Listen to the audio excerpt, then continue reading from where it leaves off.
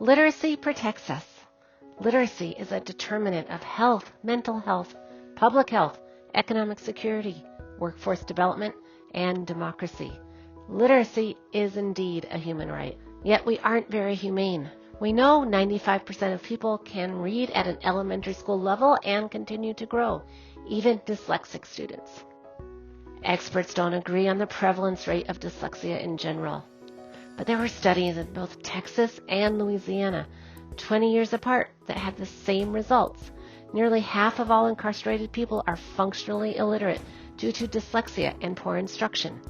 Another 30% struggle to read because of poor instruction.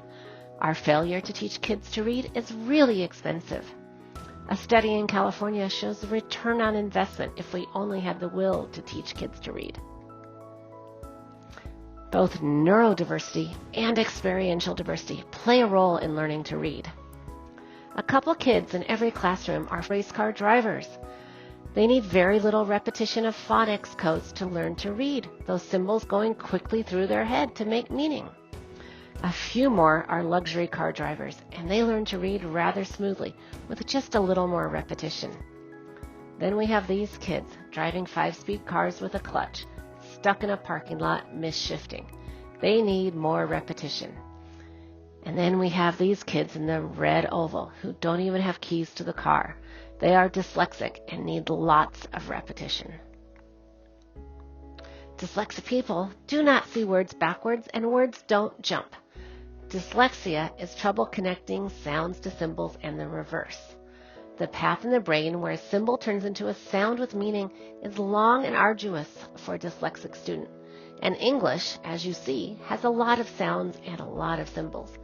Good, intentional instruction and practice helps people build shorter, more efficient brain pathways. Still, we have some troublesome definitions of dyslexia.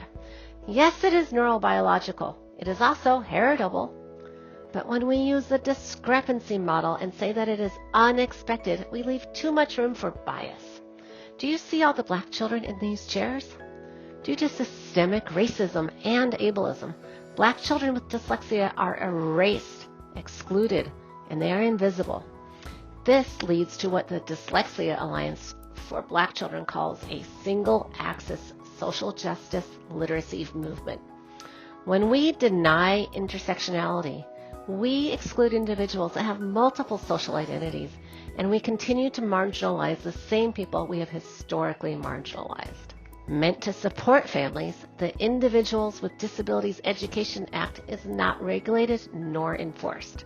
It gets more complicated. This was well-intentioned and drafted as though teachers were teaching reading properly. Our laws have to be bias-proof. As Dr. Julie Washington says, if you live below the poverty level, or you are black or brown or all, you can be easily excluded from diagnosis. We must do better. Thank you. I'm Debbie Meyer, and please reach out if you would like to learn more.